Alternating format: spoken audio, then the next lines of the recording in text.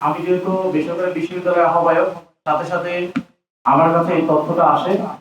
আর ঘটনাটি ঘটে ঠিক 4:30 কিংবা 5টার মধ্যেই। তো এই পরপরই আমার সাথে যোগাযোগ করা হয়, ওখানকার যারা শিক্ষার্থী রয়েছেন তারা আমাকে ঘটনাটি জানান।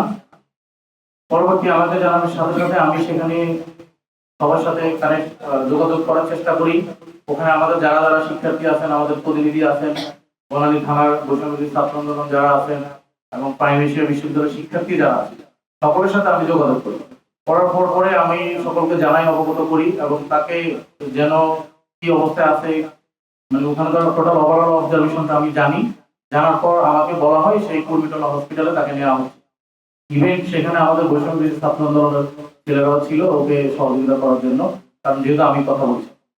পরবর্তীতে আমি ওখানকার সকল বিষয়ে কথা বলার পরে আমি কুর্মিটোলা হসপিটালে গিয়ে তার সাথে তার পরিবার, তার মামা সহ আরো আত্মীয় স্বজন যারা ছিল তাদের সাথে আমি কথা বলছি এবং তার খোঁজ খবর নিচ্ছি। এবং আমি ওখানে গিয়েও দেখা করে আবার আমাদের যারা ঊর্ধ্বতন কর্মকর্তা আছেন প্রশাসনের, তারাও আমার সাথে বেশ কিছু যোগাযোগ করেছিলেন যে এই টোটাল এই ঘটনার ওভারঅল একটা জানতে চেয়েছিল আমার কাছে। তখন আমি জানিয়েছি তাদেরকে এবং এটা উপর একবারে সেই প্রশাসনের হাই লেভেল থেকেও জানানো হয়েছিল এবং কনসার্নিং ইস্যু, যেহেতু একটা বেসরকারি বিশ্ববিদ্যালয়ের শিক্ষার্থী একটা মার্ডার ইস্যু, তো সেই জায়গা থেকে এবং সেটা আমি তাদের পরিবারকে জানিয়েছি। এবং ওই কুর্মিটোলা হসপিটাল তখন ওখানে পোস্টমর্টমের সুযোগ নেই। পরবর্তীতে ওখান থেকে তাকে অ্যাম্বুলেন্স সহ আরো অন্যান্য যে বিষয় যোগাযোগ করা দরকার সেগুলো আমি করে আমি ওখান থেকে চলে আসি এবং তা ওই লাশটা পরবর্তীতে ঢাকা মেডিকেলে প্রেরণ করা হয়। পরবর্তীতে আমি ওখান থেকে বনানী থানায় আসি।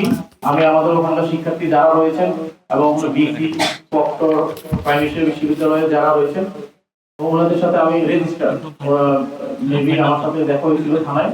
তখন আমি থানায় গিয়ে কথা বলি এবং আমার সাথে আমাদের ছাত্র প্রতিনিধিরাও ছিল, বনানী থানার বৈষম্যবিরোধী ছাত্র আন্দোলন যারা ওখানকার ছিল তারাও ছিল। তখন আমি ওখানকার ওসি ছিল, ওনার সাথে কথা বলে আসছি যে আমরা বলছি যে এই যারা অপরাধ তাদের কোনো ট্যাগ নাই, তারা কোনো দলের হতে পারে না।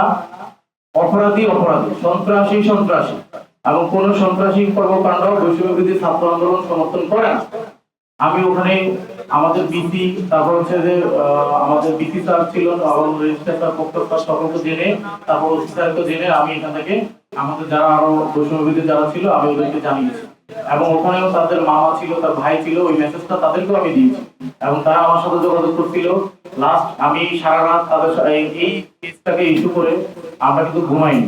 সারা রাত আমি এটা অবজারভেশনে রাখছি এবং আমি বনানী থানার যারা আমাদের বৈষম্য বিরোধী ছিল তাদের সাথে কথা বলছি, ওখানকার শিক্ষার্থী যারা তাদের সাথে কথা বলছি, আন্দোলনের এই যে সকল নাম সকল কিছু কালেক্ট করে আমরা সকালবেলাও আমি তার ভাইয়ের সাথে ভোর 5টা বা 15 ওই সময় আমি কথা বলছি।